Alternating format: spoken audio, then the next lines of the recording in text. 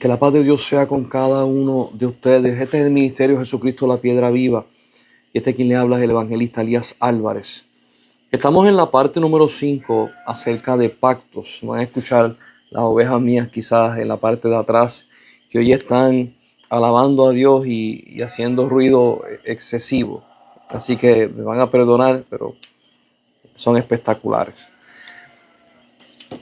Esta parte número 5 quiero poder llevarla acerca de cómo tratar a un pacto ya dado por Dios y cómo tú moverte en lo que Dios te ha dado. Los pactos, cuando son pactos con Dios y son pactos también con los hombres, tienen una legalidad.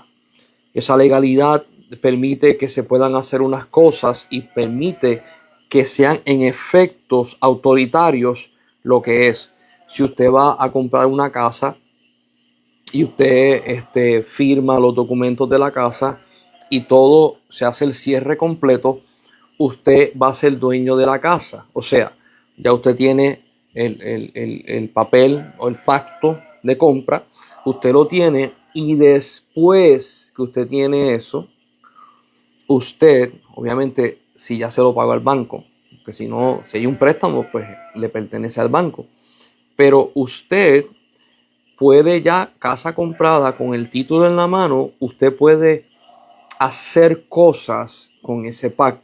Por ejemplo, si usted dice, yo quiero comprar un terreno o quiero comprar otra casa, usted iría al banco y le dice, yo tengo este papel, que es el título de propiedad de la casa, que me pertenece, y con este tipo con este título, yo quiero hacer un préstamo colateral para comprar otra casa. Y usted tiene ese peso de ese contrato o de ese pacto que le funciona para otras cosas. Cuando Dios hace un pacto con los hombres, dentro de ese pacto hay un funcionamiento que se puede hacer y tiene que manifestarse para lograrse el pacto, y hay un convenio en donde se van a ver cómo se lleva a cabo todo esto. Por ejemplo, habíamos hablado acerca del pacto que Dios le hizo a Abraham. Le dijo, yo te voy a sacar de Ur de los Caldeos, te voy a sacar de tu tierra y de tu parentela, y te voy a llevar a una tierra que se la voy a dar a tu descendencia. Esta tierra, ustedes no la van a poseer ahora. Mira cómo es el pacto, no la van a poseer. La vas a caminar, Dios le dice a Abraham, vas a caminar por toda esta tierra y la vas a reconocer. Después que tú termines de reconocerla, tus hijos van a vivir aquí y va a llegar un momento en que tu generación se va a multiplicar tanto y yo los voy a llevar a otro lugar, a otro país, y van a estar allí por 400 años. Después de los 400 años, yo los voy a traer de regreso a esta tierra que fluye leche y miel. Ese pacto que Dios hace con Abraham, Abraham sabe que cuando él tenga un hijo, ese hijo va a tener hijos y esos hijos se van a tener que volver, van a salir de Canaán. Dios te bendiga mucho. Y Abraham se mueve por esa promesa. Cuando usted busca a Jacob, que Jacob, lo habíamos hablado, los hermanos de José venden a José, lo llevan a Egipto, pasa todo lo que pasa, José se convierte en el segundo después del faraón, pasa lo que pasa con los hermanos de José, los perdona, se trae al papá. Cuando Jacob va entrando a Egipto y sabe que su hijo es segundo después del faraón, Jacob dice, esto fue lo que Dios le habló a mi abuelo Abraham. Esta es la tierra donde nosotros la vamos a habitar por 400 años y después entramos a la tierra prometida. Es bien importante que en los pactos que Dios haga contigo, Dios te da términos. Dios da condiciones, Dios da términos, Dios es específico. Dios siempre es específico. Y hay personas que dicen, yo no entiendo a Dios porque como Él habla, yo no lo entiendo. Escucha, Dios va a hablar siempre como Él habla en la Biblia. Él es el mismo ayer, hoy, por los siglos de los siglos. Dios va a hablar de la misma forma que habla en la Biblia. Si usted está acostumbrado a hablar con personas puertorriqueñas y su cultura, Dios no habla puertorriqueño. Si usted está acostumbrado a la cultura de Venezuela, Colombia, Panamá, Estados Unidos, Inglaterra, Europa, África, Dios no habla de esa manera. Dios habla de la forma en que Él reina. Y la palabra de Dios me establece cómo Él habla. Dios siempre habla específico y con términos. El problema está en que cuando Dios te da el pacto, tú estés pendiente a lo que Dios te está hablando. Cuando Jacob fue a entrar, que dice la Biblia que eran 70, hay un versículo que dice, y eran 70 los que entraron, y otro versículo más adelante dicen 73. Y hay gente que dice, pero un versículo contradice al otro. No, porque el versículo de 70 te dice, menciona Jacob, sus hijos, la esposa de sus hijos, los sirvientes. No te menciona a José y a sus 3 hijos. En el otro versículo que te dice 73, te está hablando, añadiéndote José y a los 2 hijos. Estas cosas hay que poder verlas de la forma en que se escriben. Porque si usted ha ido a una clase, clases de historia, clases de novela, escritos antiguos, usted va a ver que se le explica a la persona, tienes que buscar cuál es la tendencia del escrito que se está haciendo para saber a qué ellos se refieren y cómo hacen para tocar unos puntos. Hay algo en la Biblia, en el Nuevo Testamento, que usted va a ver, quizás le puedo contestar esa pregunta a alguien que la tiene. En los evangelios, los que escriben, de momento usted va a ver en el evangelio, ponle Lucas o Marcos, que dice, y Jesús hizo esto para que se cumpliera la profecía que dice. Y usted ve que está escrita la profecía. Y usted dice, wow. Cuando usted busca esa profecía escrita en el Antiguo Testamento, normalmente son 2 escritos, una de un profeta mayor, una de un profeta menor.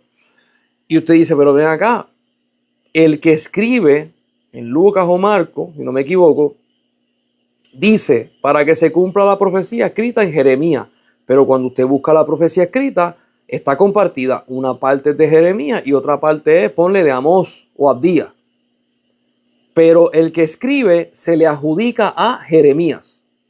Muchas personas dicen, pues entonces eso no se supone que sea así. Bueno, en el tiempo en cuando se escriben los evangelios, se le otorgaba la autoría de la profecía al profeta mayor. Y eso estaba por costumbre en los escritos en esos tiempos. Si usted tiene profetas mayores, en combinación de profecías con profetas menores, siempre se le va a atribuir la profecía al profeta mayor. ¿Y por qué yo estoy diciendo todas estas cosas? Porque yo soy puertorriqueño y aquí no se hacen las cosas así. Nosotros no escribimos de esa forma. Entonces, cuando tú vienes a ver, la gente busca la autoría. No, pues entonces hay que mencionar a los 2. Lo que pasa es lo siguiente. Cuando se escribe acerca de palabra de Dios en profecía, lo que importa fue lo que Dios dijo. No es tan importante el que lo escribió. Se escribe para que usted pueda ver la referencia de que está escrito. Lo mismo pasa con los pactos. busque los pactos que Dios hace con usted. Léalo, escríbalo y léalo. Cuando usted escriba el pacto que Dios ha hecho con usted, escríbalo tal y como Dios se lo dio. Y vea el detalle y la organización como Dios habla. Jacob, que ya es Israel, entra a Egipto con sus hijos y dice, esta es la nación que Dios habló a mi abuelo diciendo que vamos a estar 400 años aquí. José, que lo leímos, está en el último capítulo de Génesis 50, dice, yo voy a morir, pero cuando llegue el tiempo, yo quiero que se lleven mis huesos. En el Antiguo Testamento el tiempo era medido, era contado, era preciso. Hoy en día la gente no mira el tiempo de la misma forma. Y me voy a adelantar a un pacto que Dios hizo en Jeremías. Dios le dice al profeta Jeremías, yo me voy a llevar a la gente de Jerusalén en cautiverio. Y le dijo y todo, ¿con quién? Babilonia. Y allá van a estar 70 años. 70 años. Ahora, lo que yo voy a explicar, yo no lo quiero explicar para ni hacer sentir mal a nadie, ni traer discusión o discrepancia de un punto de vista o de otro. Y quiero ser respetuoso con esto. Jeremías escribe, y después de los 70 años los devolveré a la tierra de donde los saqué. Este es el tiempo de Jeremías. Viene Jeremías, le da la profecía al rey de Jerusalén, y el rey de Jerusalén no le gustó, porque Jeremías usó una forma de hablar que los profetas usan y la gente se molesta. Jeremías le dio la palabra que Dios le dio tal y como se la dio.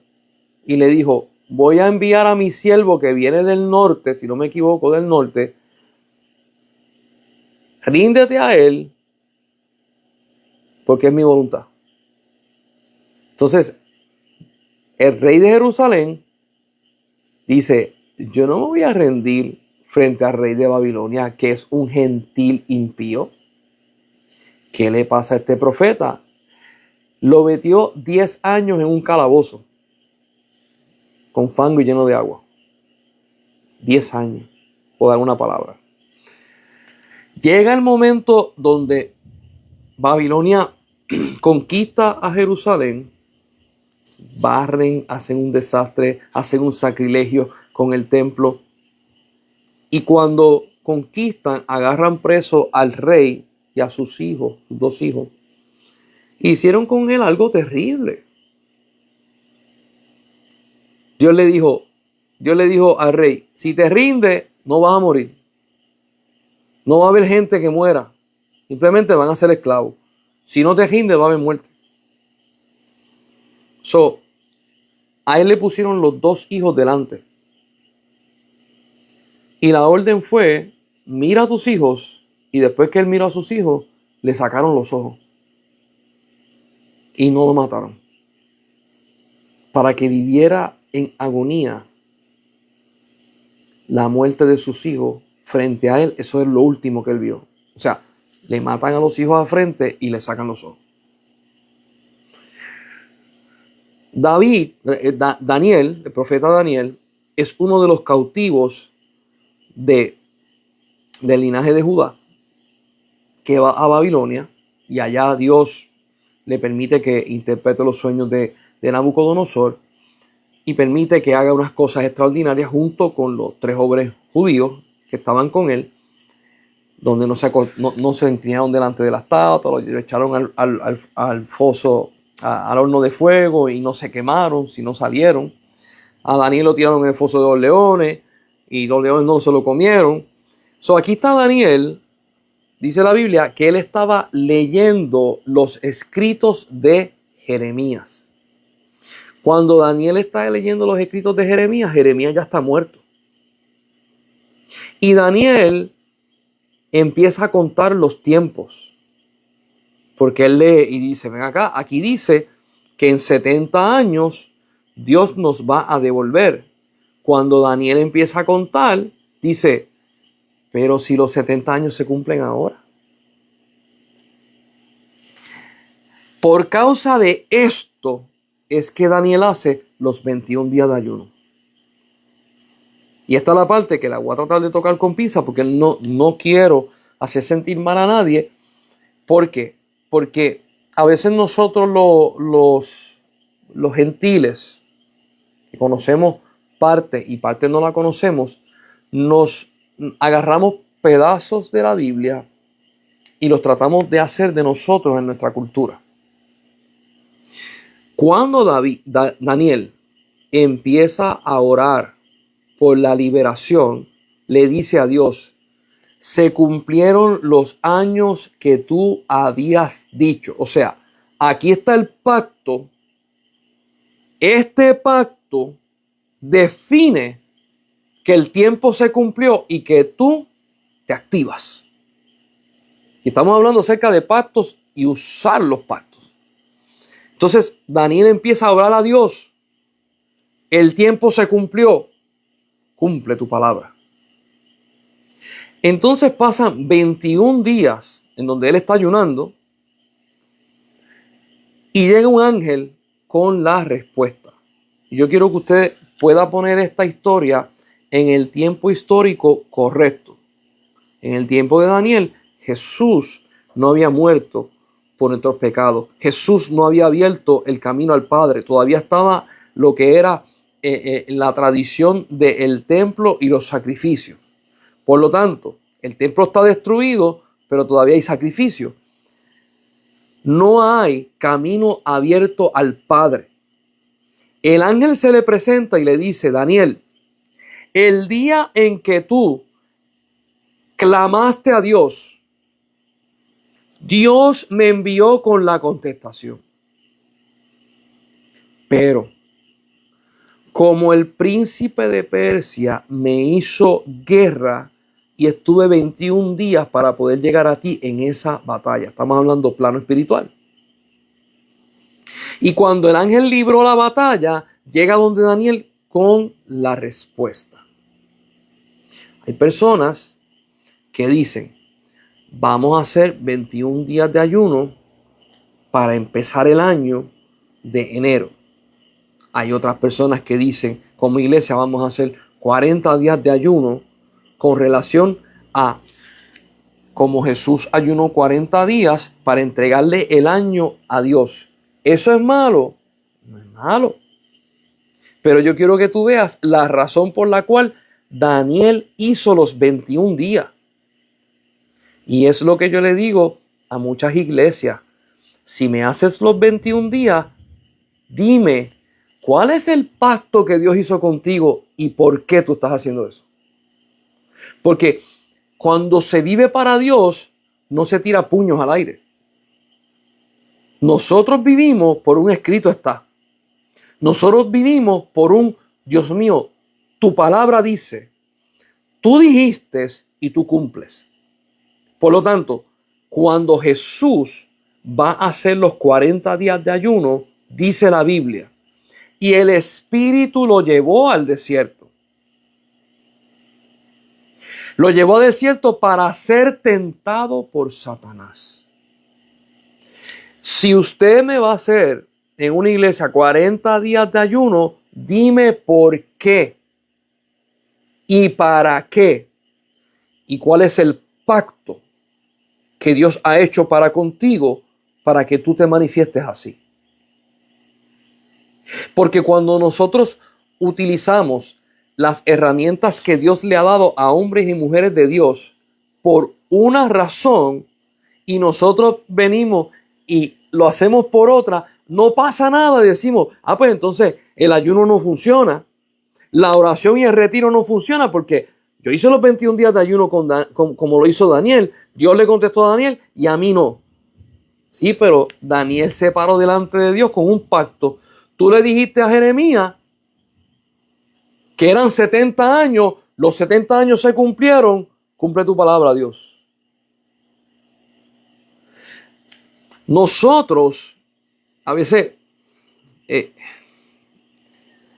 esto es como el famoso versículo que en muchas iglesias lo usan. La gloria postrera será mayor que la primera. Y yo entiendo por qué lo dicen. Porque están diciendo, lo que nosotros vivimos no se compara con lo que vamos a vivir. La realidad del caso es que ese versículo usted tiene que buscar dónde fue que se escribió, por qué se escribió y cuál es el pacto que Dios está haciendo con el pueblo.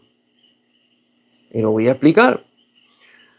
Cuando Nehemías es enviado para reconstruir el templo, para reconstruir el muro, y hay gente que va a decir, no, ya el templo estaba reconstruido, faltaba algo, el muro faltaba. Cuando él va y termina la obra, que hubo mucha dificultad, cuando fueron a dedicarlo a Dios, a abrir ese templo para Dios, dice la Biblia que habían gente que eran ya de edad avanzada, que habían visto el templo de Salomón y su gloria. El templo que se está construyendo, que se construyó en el tiempo de Nehemías, ellos no tenían los fondos suficientes como los tenía Salomón. Salomón tenía, traduciéndolo aquí, millones de dólares en piedras preciosas, oro, plata, maderas carísimas, obras de arte, etcétera, etcétera. Cuando fueron a construir este templo, no había ese presupuesto. Eso se hizo con el presupuesto que había y era un templo bien humilde comparado al de Salomón. No con toda esa gloria, no con todo ese oro, no con todas esas estatuas enormes que tenía, pero era el templo que construyeron a Dios. Cuando lo inician, dice que los jóvenes empezaron a gritar de la alegría. Empezaron a gritar de la alegría porque tenemos un lugar para adorar a Dios, tenemos un lugar para sacrificar a Dios, tenemos un lugar donde está el lugar santo, el lugar santísimo, y Dios está con nosotros otra vez. Pero los ancianos empezaron a llorar. Y dice la Biblia que se confundía entre gritos de alegría y gritos de lloro. Que aún los pueblos que estaban cerca no podían saber si ellos se estaban regocijando o si estaban llorando. ¿Por qué? Porque la generación que estaba viendo nueva, la generación que estaba viendo ese templo construido, ellos no habían visto el anterior. Ellos estaban gozosos con lo que tenían. Los viejos decían, no se parece a lo que era. No tiene resplandor, no tiene la cantidad de oro, de plata, no la tiene. Lo perdimos. Entonces viene la palabra profética. La gloria postrera será mayor que la primera. ¿A qué se refiere esto? Dios diciéndole al pueblo de Israel, yo hago un pacto contigo. Porque la gloria postrera se refiere a que cuando Salomón fue a inaugurar el templo, la Shequina de Dios llenó el templo que todos los sacerdotes se tuvieron que salir corriendo. No era tampoco el esplendor, es que la gloria de Dios bajó. Y los sacerdotes temieron por su vida. En esta no bajó así. Había lloro, había lamento y los jóvenes se estaban gozando. Qué bueno que tenemos esto. Y Dios le dice, lo que pasó antes no se compara con lo que viene. ¿Y cuándo es que se cumple? La gloria postrera será mayor que la primera. Cuando Jesucristo, el Hijo de Dios, entra encarnado al templo. ¿Se acuerdan cuando José y María llevan al niño y está Ana, que era profetisa, y está, no sé si era Simeón, que también estaba, que a los dos Dios le había dicho, Tú no vas a morir hasta que veas al Mesías, al Hijo de Dios, hasta que veas la promesa cumplida. Cuando Jesucristo entra al templo, es Dios hecho carne en el templo. Es no tan solamente la Shekinah de Dios, sino el Hijo de Dios encarnado en el templo. Y ahí se cumple: la gloria postrera será mayor que la primera. Muchas iglesias agarran esto para decir: lo que nosotros vivimos no se compara a lo que vamos a vivir, como un empuje hacia adelante. Dime, si tú lo dices así, ¿cuál es el pacto que Dios hizo contigo para tú usar eso? Porque el cielo funciona por legalidades. El cielo funciona por lo que el Padre dijo, no por lo que los hombres dicen. Por lo que el Hijo dijo, no por lo que a ti te brinca la cabeza. Y yo digo esto porque si no usamos los pactos que Dios nos da de la forma correcta, estamos invalidando lo que Dios quiere hacer. Vuelvo de nuevo a Jacob. Cuando Jacob entra a Egipto y José le dice: hablé con el faraón, nos va a dar la mejor tierra, que es la tierra de Gosén, que es una tierra para poder de agricultura, donde hay comida para el ganado que nosotros tenemos, donde estamos en el mejor lugar. Jacob no le pelea a José. Jacob no le dice: Dios no nos quiere aquí, la tierra prometida es en Canaán, porque Jacob sabe lo que Dios prometió. Jacob conoce los tiempos. Iglesia, tú conoces los tiempos. Porque Dios sigue siendo el mismo hoy, ayer, hoy, por los siglos de los siglos. Los tiempos en los pactos son sumamente importantes. Y usted va a decir: sí son tan importantes, porque eso yo no lo he leído en el Nuevo Testamento. Vamos a buscar el Nuevo Testamento en Hechos de los Apóstoles, en el capítulo 1, donde Jesucristo resucitado está delante de los apóstoles y le dice, los va a mandar y le va a hablar acerca de recibir el poder de lo alto cuando haya venido sobre vosotros el Espíritu Santo. Pero antes de eso, los discípulos le preguntan por los tiempos. Vamos a leerlo. Hechos capítulo 1. Vamos a ver.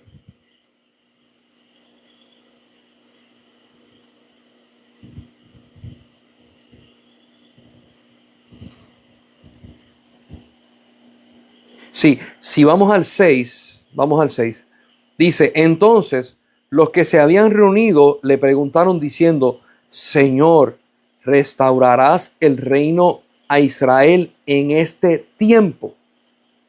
Sumamente importante. Dan los tiempos. Y Jesús le dice: no os toca, a ti en el 7, Hechos 1:7, no os toca a vosotros saber los tiempos y las sazones que el Padre puso en su sola potestad. Jesús le está diciendo: sé lo que me estás preguntando, pero en la restauración del templo, esos tiempos no le toca a ustedes. Mira si era tan importante que aún los discípulos, teniendo a Jesucristo resucitado, hablaron con él acerca de tiempos. Pues hoy establezco: Dios es el mismo ayer, hoy y por los siglos de los siglos. Aprende a hablar como Dios habla. Comunícate como Dios habla. Hay gente que me han preguntado: yo conozco lo que son los tiempos y qué son las sazones. En otras traducciones dicen temporadas. Usted agarra el año tiene días, semanas, meses y el año. Las sazones es como cuando usted agarra el año y lo divide en 4. Primavera, verano, otoño, invierno. Son temporadas. Jesús le está diciendo: a ustedes no les toca saber En esto de Jerusalén, de la construcción, no le toca saber los días y tampoco le toca saber las temporadas. En los pactos es sumamente importante que usted sepa, el pacto que Dios hace contigo son con los asuntos que tiene contigo, y Él pone tiempos y te lleva a vivir en las sazones. Cuando usted agarra la profecía de Daniel, cuando habla acerca de las 52 semanas, etcétera, etcétera, y usted lo pone en tiempos de hombre, y el tiempo, porque hay una frase que dice, y cuando pase eso, entonces cuenta las semanas y nacerá Jesús. El tiempo es exacto. El nacimiento de Jesús es exactamente cuando se cumple el tiempo de la profecía de Daniel. Por eso es que la gente le llama reyes magos, astrónomos, vieron su luz y dijeron, nació, porque estaba profetizado.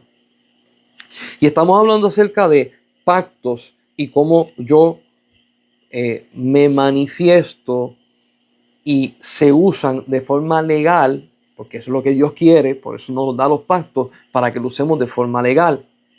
Y usted va a decir, ¿y de qué manera podemos utilizar lo que Dios nos ha dado? Pactos son autoridades. Cuando Dios hace un pacto con su pueblo, le otorga autoridades. Cuando Dios habla con Abraham, le dice, voy a hacer un pacto y de ti saldrá una nación. O sea, esa nación va a cargar con el pacto que yo te estoy hablando. Cuando Dios habla con Isaac y con Jacob, dice, como le dije a Abraham, voy a sacar de ti una nación y esa nación me va a representar a mí. Representar significa de que vamos a cargar, esa nación va a cargar con el nombre de Jehová y se le va a dar autoridad para poder cargar con ese nombre. Por eso es que hasta el día de hoy, cada vez que quieren destruir a Israel, no pueden, porque hay un pacto donde Israel le dice, tú le dijiste a Abraham que tú ibas a guardar a su nación, que nosotros representamos su nombre. Y esto lo digo yo, la nación, no quiero entrar en política, pero la nación de ahora, que es Israel, no es la misma nación de el desierto y cuando entró a Canaán. Y usted va a decir, ¿y por qué no es la misma nación? Porque en el desierto y cuando entraron a Canaán, habían unas prohibiciones y el que rompía las prohibiciones moría. Pero aún como tienen el nombre de Israel y son descendientes de Abraham, Dios tiene que mantener su pacto. Y usted va a decir, ¿y por qué no se parece la de ahora a la de antes? Porque la de ahora en las ciudades de Israel se promueve de todo tipo de pecado y no es castigable. Se hacen cosas que en el tiempo de Moisés eran castigables y se le daba muerte, y en el tiempo de los reyes, que eran reyes justos, castigaban y no permitían que pasara eso. Pero aún el pueblo de Israel, que tiene y está bajo el nombre de Abraham, tiene el pacto de Dios encima. Yo quiero que usted vaya viendo de que, como dije anteriormente, los pactos de Dios no se rompen fácilmente como los hombres. Él pacta en la eternidad. Yo quiero que usted vaya viendo esto porque lo que Dios hace no es frágil, no es liviano, no es somero, no es superficial. Tiene fundamentos eternos.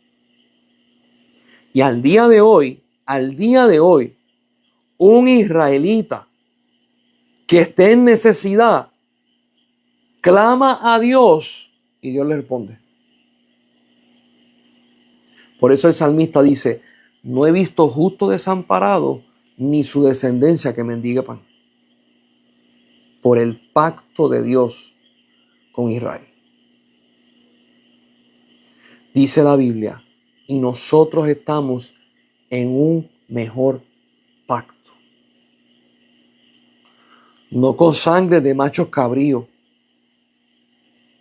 No con un animal que se degolló y solamente te cubre por un año y después hay que degollar otro, sino por la sangre del Hijo de Dios. Aquel animal te limpia de pecado por un momento y después tú pecas de nuevo. La sangre de Cristo te limpia de todo pecado y te sigue limpiando. Aquel macho cabrío te lleva delante de Dios, pero tú no puedes entrar al trono. Jesucristo, al derramar la sangre, abrió camino hacia el Padre. Y ahora nosotros nos podemos allegar con confianza adelante del trono de Dios. Esto no se podía hacer antes de Cristo. Nosotros estamos en mejores pactos.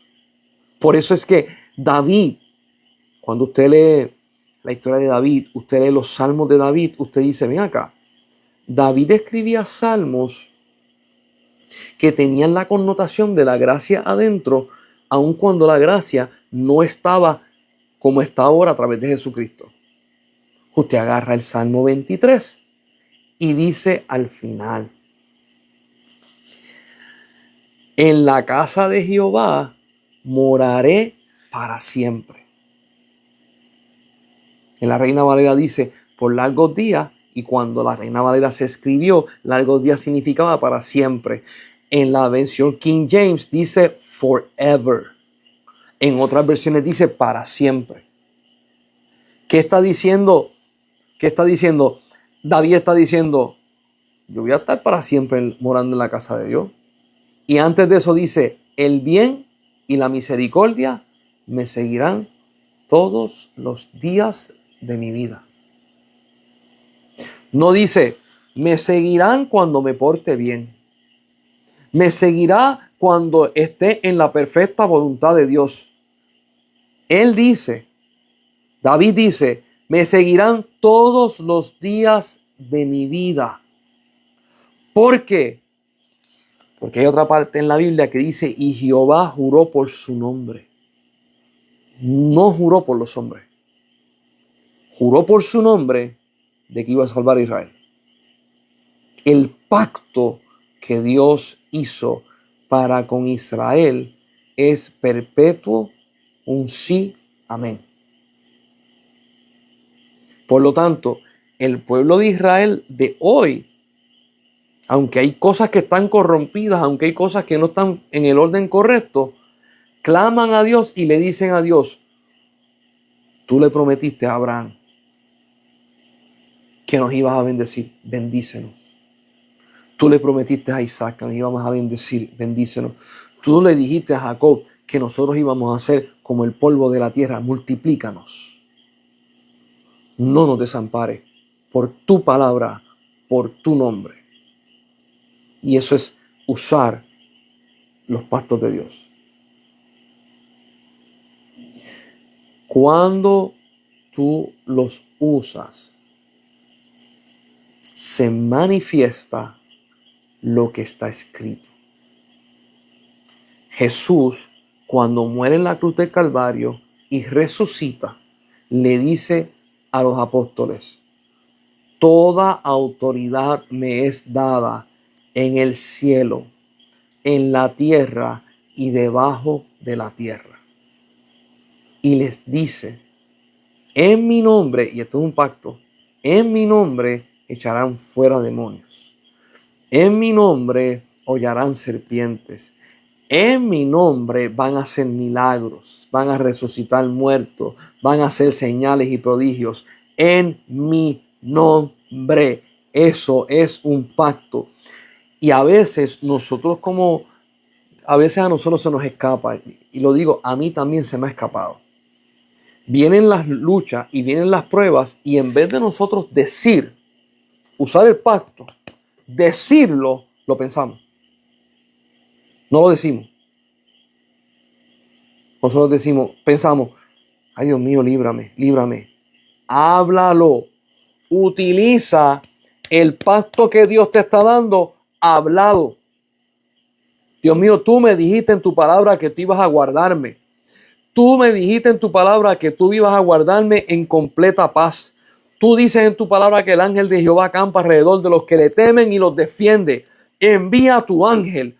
Usa el pacto que Dios te ha dado. No te quedes pensando, ay, ¿y qué será de mí? Dios me librará. Háblalo. Ejecuta el pacto que Dios ha dado contigo, porque es legítimo.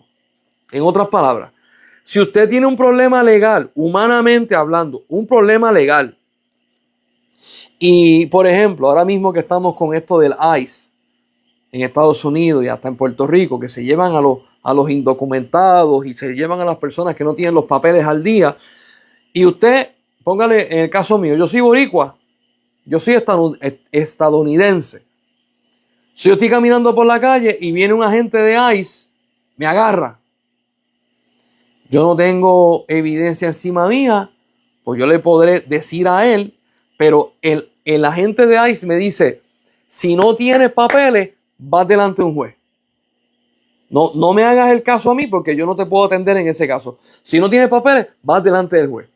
Cuando yo voy delante del juez, ¿cómo yo me defiendo? De manera legal. ¿Cómo yo me defiendo? Juez, mi número de seguro social es tal y tal y tal y tal. Yo vivo en tal lugar, nací en tal hospital y este es mi nombre. No tengo la evidencia, pero el récord en Puerto Rico está.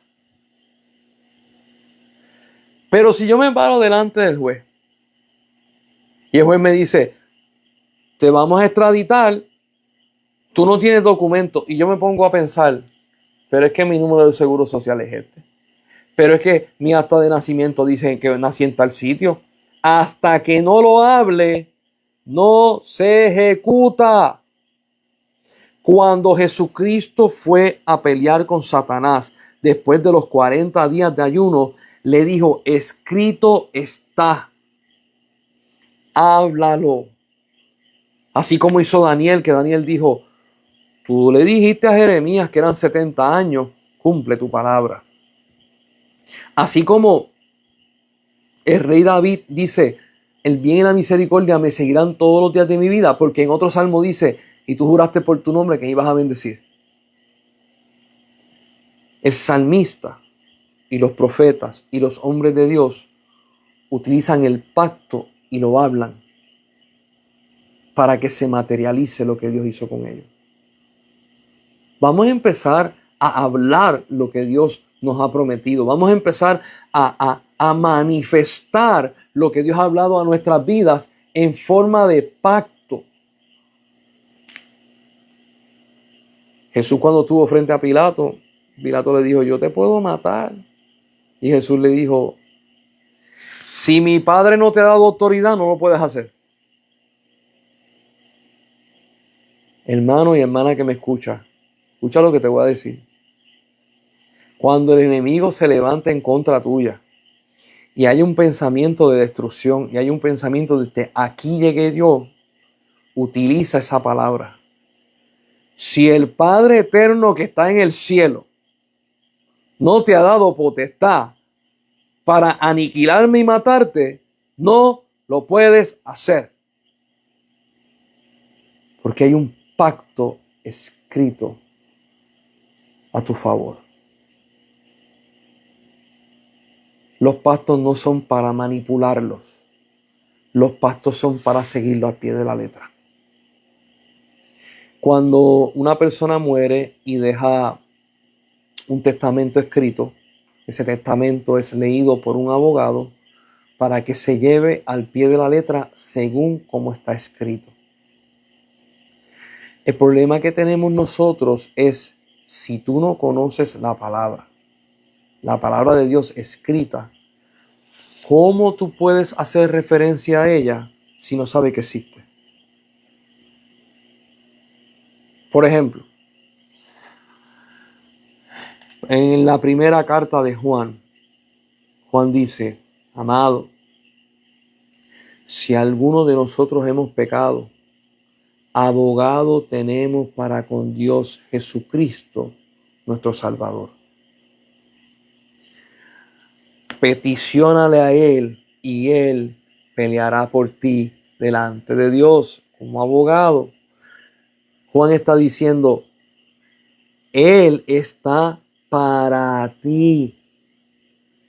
Y hay cristianos que piensan que para que Dios esté, Jesús esté para mí como abogado, yo tengo que andar perfecto.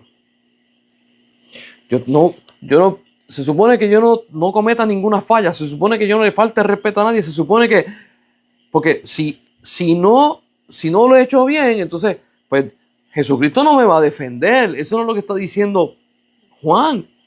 Juan está diciendo, si alguno ha pecado, abogado, habla con él, dile, represéntame, perdóname, abogado tienes. Y voy a tocar este tema porque tiene que ver con la mala utilización del pacto de Dios para nuestra vida. Esto yo lo he hecho y después Dios me ha tenido que corregir. Han habido momentos en la vida en que me he descuidado, he fallado, a veces he dicho una información que no era y después me di cuenta y dije, ay, pero si yo acabo de mentirle a la persona y no sabía que estaba mintiendo. Y he cometido errores y al cometer esos errores, cuando yo voy a la casa de Dios, yo me siento mal, el Espíritu Santo me está redarguyendo, me siento incómodo y no me siento digno. Y si antes yo me sentaba en las filas de al frente, porque yo no me siento digno, vengo y me siento en las filas de atrás. Y yo digo, todavía no me voy a sentar al frente porque yo no merezco sentarme al frente. Pasan las semanas, me voy fortaleciendo en el Señor, voy orando, entonces en vez de sentarme atrás, me siento a mitad camino. Y yo digo, yo estoy llegando porque ya me siento que estoy más fortalecido y le estoy siendo fiel. Entonces cuando me siento que estoy bien, voy y me siento en la parte de frente. Ah, ya yo estoy bien delante de Dios. Eso no fue lo que enseñó Jesús. Eso es lo que enseña la religión. Castígate, pon algo que te duela y después que te duela, a través de ese dolor, tú te purificas. Eso es lo que enseña la religión. Jesucristo enseña, si 7 veces cae el justo, Jehová lo levanta. Eso es un pacto. ¿Qué está diciendo? El justo cayó. ¿Cómo que cayó? ¿Pecó? ¿Falló? Llámalo queriendo o sin querer. Dios lo levanta como justo. Dios no te levanta bajo probatoria. Yo caíste, pero te voy a levantar. Si haces otra más, te mando a la fila de atrás. Dios no levanta por probatoria. ¿Por qué? Porque la sangre de Cristo me limpia de todo pecado. Nosotros somos los que aplicamos la probatoria. Nosotros somos los que nos castigamos. A veces severamente. Le pedimos perdón a Dios y después decimos, no soy digno. Pues tú no crees que tienes abogado delante del Padre. No lo crees. Si no lo crees, es porque no has sabido utilizar el pacto de Dios como está escrito. No has creído lo que Dios te ha prometido. Él me librará del lazo del cazador. Porque tú, Jehová, eres escudo alrededor de mí. Mi gloria y el que levanta mi cabeza. Lee la Biblia, conoce lo que Dios ha prometido y ha pactado contigo y utilízalo. Vive en ese pacto, manifiesta ese pacto. ¿Y por qué es que la gente no manifiesta el pacto muchas veces? Porque a la mayor parte de las personas le gusta la historia de lo que es un underdog. Un underdog en inglés significa esta persona que estuvo destruido, que no tiene dinero, que no tiene finanzas, y por obra y misericordia de Dios se levanta y vence y tiene dinero y queda arriba. Si es un equipo de pelota, tuvo un récord malísimo y de momento agarró un empuje y nadie pensaba que iba a llegar a las finales. Llega a las finales y gana. ¡Wow! ¡Qué historia espectacular! ¡Qué historia espectacular! Que desde abajo tú viniste y nadie y todo el mundo estaba en contra tuya, nadie creía en ti y tú ganaste. Iglesia, yo quiero que tú entiendas esto que te voy a decir. Esa es la actitud de los hombres. Le gustan las historias de los underdogs. Ay, tú estuviste en la miseria y ahora estás arriba. ¡Qué espectacular! Jesucristo, que estaba sentado al lado de Dios, que en Getsemaní dice, glorifícame con la gloria que tuve contigo desde antes de la fundación del mundo. Estaba con él, bajó a lo más profundo de esta tierra y se le tiró encima todo el pecado del mundo. Nadie había bajado tanto como él. Y cuando bajó, dio su sangre en la cruz del Calvario por nosotros, hizo el sacrificio perfecto y Dios lo levantó a lo más alto. Escucha lo que te voy a decir y esto te va a chocar. Cuando tú aceptas a Cristo como tu Salvador personal y eres lavado con su sangre y nacido de nuevo, lo que nace de nuevo no es un underdog. Lo que nace de nuevo no es algo frágil, algo que no sirve, algo pobre, algo que no tiene valor y Dios le va a empezar a dar valor. No. Dice Juan capítulo 1, y a los que creen en él le dio potestad de ser hechos hijos de Dios. A la vez que tú aceptas a Cristo como tu Salvador, tú te conviertes en hijo y heredero de todo. Tu mente carnal sigue diciendo, ay, yo no sirvo, yo no soy suficiente, yo no sé si Dios me quiera. Tu espíritu que nace de nuevo dice, soy como el Padre Celestial, soy como Jesucristo. Yo tengo a Jesús como mi hermano y soy coheredero con él. Fantástico, gracias le doy a Dios y se goza en ello. Por eso dice la Biblia que nosotros tenemos que transformar la forma de pensar.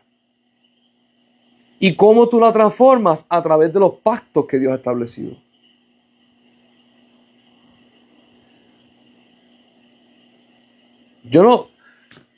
Cuando yo soy salvo en Cristo,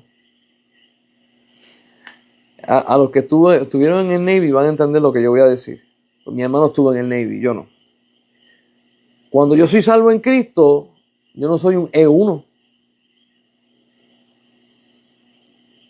O en el Army, yo no soy un soldado cabo. Y después voy a empezar a subir. Jesús, cuando llamó a los apóstoles, no le dijo a los 12, los voy a poner a prueba, y si pasan la prueba, los voy a ir elevando hasta que ustedes lleguen al apostolado. Dice la Biblia que Jesús se pasó la noche entera orando. Y al otro día cuando se levantó, llamó a los 12 desde todos sus seguidores y le dijo, ustedes van a ser apóstoles. Yo quiero que tú puedas entender el pacto que Dios hace contigo. Los hombres no son así. Mira el pacto que Dios hace contigo. Dios llama a Pedro, habían dos Juan, habían dos Judas, había Tadeo, Mateo, Bartolomé, habían 12. Los llama cruditos. No habían nacido de nuevo. No habían sido bautizados con el Espíritu Santo y los llamó apóstoles. Mire cómo opera el reino de los cielos. Bajo pactos. No bajo probatoria. Yo le pido a Dios de que tú puedas, a través de su Espíritu Santo y la palabra, poder vivir en la libertad de Cristo Jesús. ¿Por qué? Porque cuando nosotros estamos cautivos por el pecado, pensamos como los hombres piensan. Cuando el Hijo nos liberta, pensamos como el Hijo piensa. Y yo sé que esto que yo estoy diciendo para muchas personas es bien difícil porque le enseñaron, religiosamente hablando, de que tú te lo tienes que ganar. Tú tienes que hacer cosas para Dios para que entonces Dios te dé algo.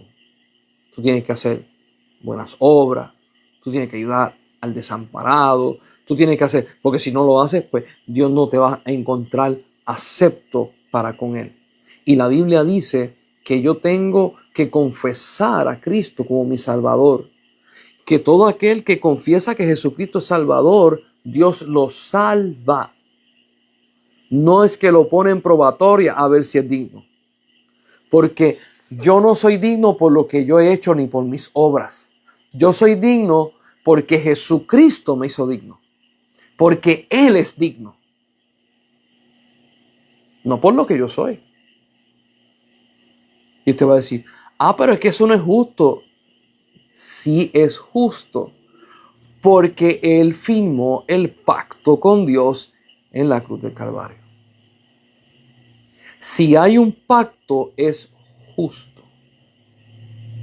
Si no hay un pacto y se hace algo, es injusto porque no es legal.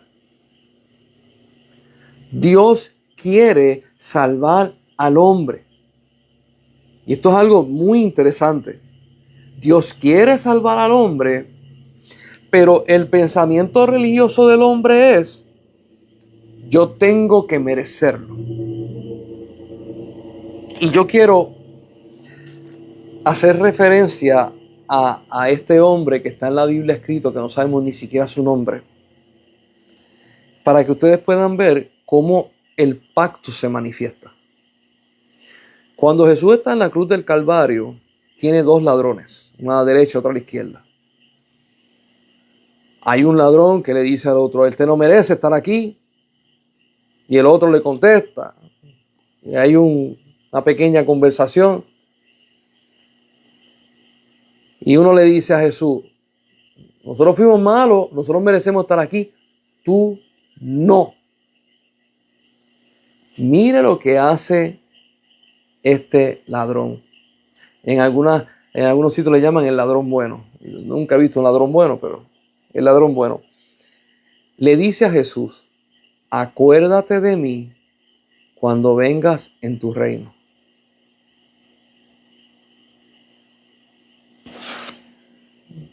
El ladrón está haciendo referencia al pacto, a la legalidad de él. ¿Qué le está diciendo? Yo sé que tú eres rey, yo te reconozco como rey y que tú tienes un reino. Yo quiero ser parte de eso. Eso es lo que le está diciendo.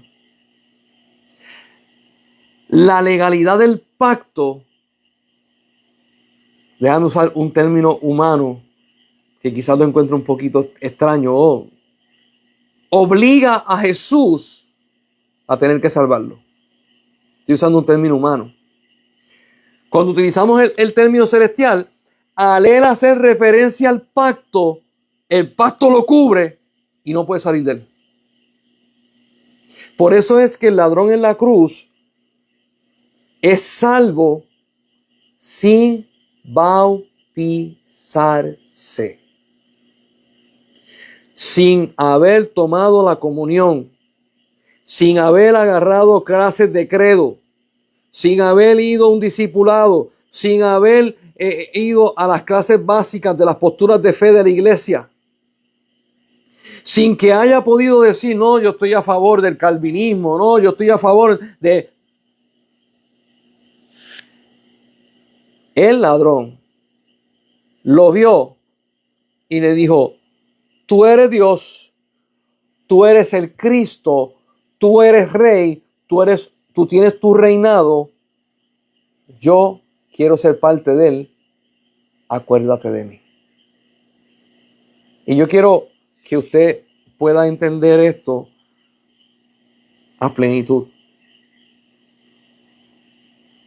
Cuando el ladrón en la cruz llega al cielo, si vamos a usar un poco la imaginación, vamos a pensar que cuando usted llega al cielo, como dicen algunas personas, no, ya te encuentras con San Pedro en las puertas. Y allá San Pedro, como hacen en algunas películas, te pregunta, ¿y qué tú has hecho para poder entrar aquí? Y la gente empieza, bueno, yo hice, yo ayudé, yo diezmé, yo hice tal cosa, yo hice tal cosa, yo hice tal cosa. Y ese yo, me lo merezco, me lo merezco, me lo merezco. Pero yo quiero que tú veas cuando, dando un poquito la imaginación, cuando entra ese ladrón y le preguntan, ¿qué tú haces aquí? Y el ladrón va a decir, yo no sé. Porque yo no hice nada. Yo no hice nada bueno. Yo robé, yo maté, yo destruí. Inclusive, me pusieron en una cruz por lo que hice. Yo fui malo. Pero el que estaba al lado mío de la cruz me dijo que yo iba a entrar a su reino. Entra. Pero yo no hice nada. Pero esto no es por lo que tú hayas hecho, es por lo que Jesucristo hizo. La gracia de Dios y los pactos de Dios están hechos en la eternidad de Dios. Nosotros podemos vivir en la plenitud de Cristo, en una felicidad completa. Hay cristianos que dicen, ya yo estoy cansado, yo me quiero ir con Cristo, yo no quiero seguir peleando. Se supone que la plenitud de Cristo la sientas aquí en la tierra. ¿Y por qué yo tengo tantas luchas? Porque no estás usando los pactos que te dieron. No los estás usando. No crees en ellos. Pero ¿cómo tú vas a decir eso? Bien sencillo. ¿Por qué te pasas encerrado en tu casa cuando Cristo te hizo libre? Porque es que me siento así, me siento asado. Sal de la casa. Sal de la casa y créele a Dios. ¿Por qué estás llorando como si estuvieras desamparado? La gente te llama, no agarras el teléfono, no quieres atender a las personas. ¿Por qué? Porque no le crees al pacto que Dios te dio. Límpiate las lágrimas y dile a tu carne, Él enjugará toda lágrima. Le creo a Él y muévete en fe. Mi familia no le sirve a Cristo. Yo soy el único que le sirvo. Mi hermano, tú no sabes lo que tú acabas de decir. El apóstol Pablo en Corintios dice, si una mujer es creyente y está casada con un hombre inconverso, cuando ella venga de la iglesia y llegue a la casa, ella santifica al hombre, porque ella es hija de Dios. El efecto luz que hay en nosotros echa fuera las tinieblas de los que hay en los demás.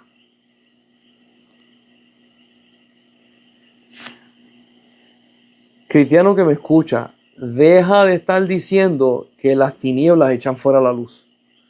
Porque ese es el ejemplo que estás dando.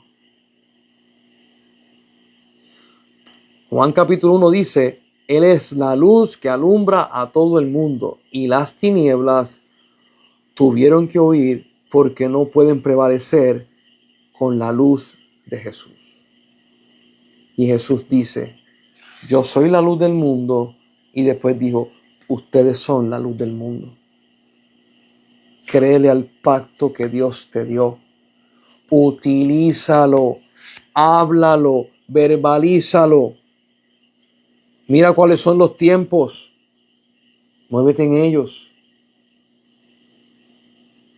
Yo he visto personas que Dios le dice, vas a entrar en un tiempo nuevo. Mire, voy a hablar del que lo hace bien. Se empieza a preparar y dice, ¿cómo tengo que poner mi forma de pensar? ¿Cómo tengo que cambiarla? Señor, ¿cómo tengo que cambiarla? ¿Hacia dónde tú me vas a llevar? Déjame ir preparándome. Eso es como cuando te dicen, tú estás en Puerto Rico, estás en enero, y te dicen, mira, vamos a ir a Nueva York, que hace frío, o a Chicago, que hace viento y frío. Prepárate. Tú te empiezas a buscar jacket, a buscar bufanda, a buscar guantes. Usted se prepara.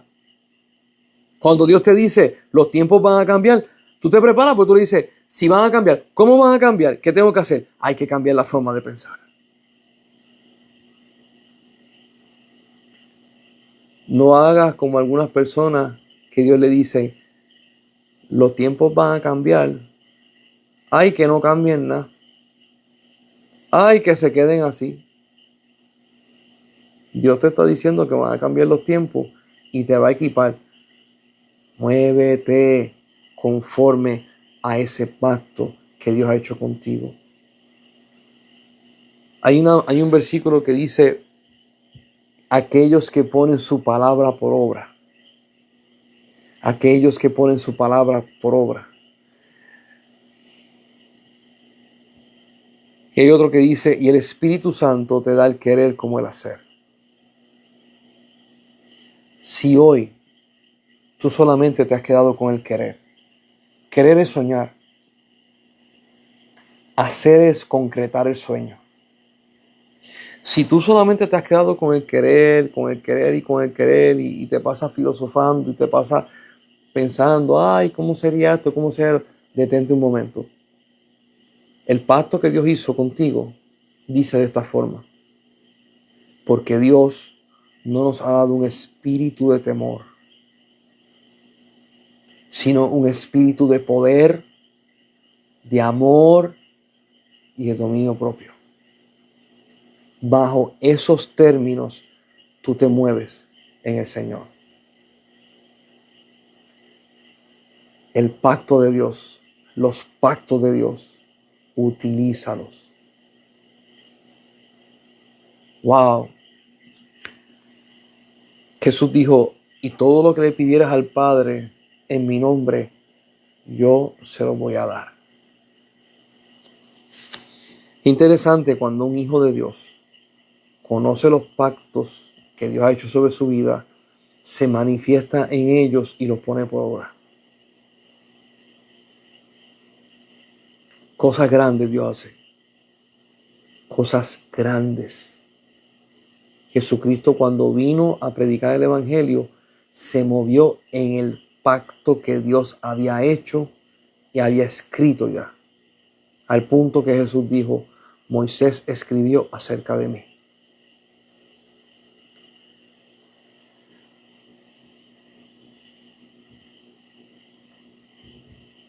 Nosotros nos movemos por un escrito está.